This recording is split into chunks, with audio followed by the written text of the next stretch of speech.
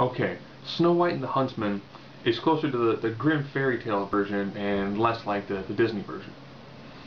This one is undeniably epic in scale, with a decent amount of, fairly large fight sequences. You end up having one where the King's army takes on the initial Dark Army, and then of course you end up having the ending fight where you have I guess still the King's army, going through the castle. It's a pretty decent job when it comes to those and the larger scale fight sequences. The plot is pretty standard from what you've seen from other Snow White sort of movies. Snow White's mother dies, her father remarries, she ends up being essentially an evil witch or sorceress, depending on what definition you want to go by. She then rules the kingdom with an absolutely iron fist. And Charlize Theron does a phenomenal job in this movie. And she is like the villainess to end all villainesses. Or villaini. Whatever the plural villainess would be. Fantastic job. And essentially she has to rob the youth from other people to stay young herself. So the scenes where she's transforming from, like the prim, proper, beautiful, evil queen, to when her powers are waning, and she takes on this really just haggard and almost atrophied look. And she actually plays it off in her physical acting too.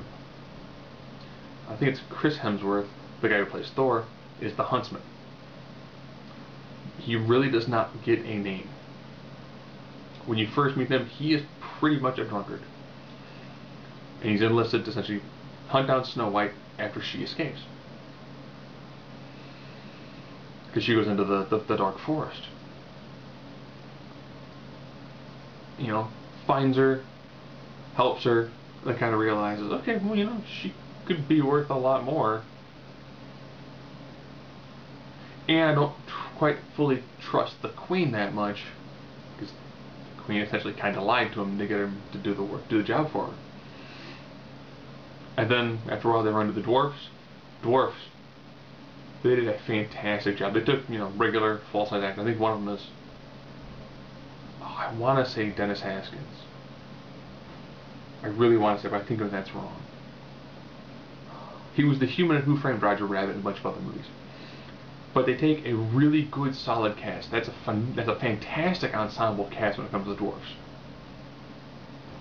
And then, helping her escape like a third time from the villain's pursuing army.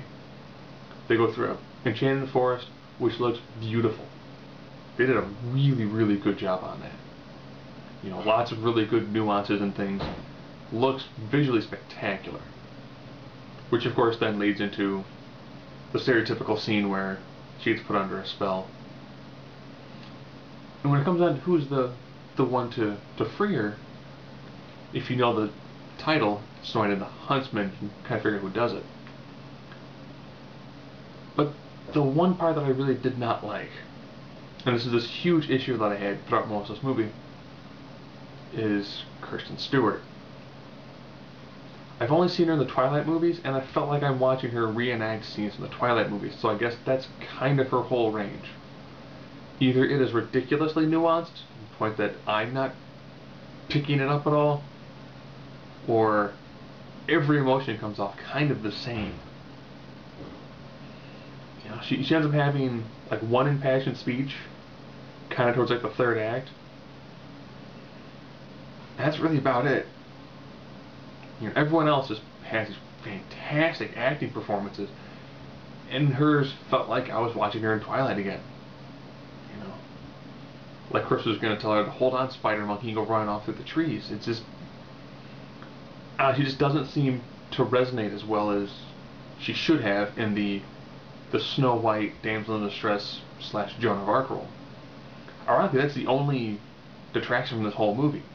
It does a fantastic job, beautifully written, great score, great acting. The cast works very, very well together. Good special effects. Seems like a really, really complete movie. It's just weird that it's probably going to get swallowed up in more of the larger blockbuster popcorn sort of movies.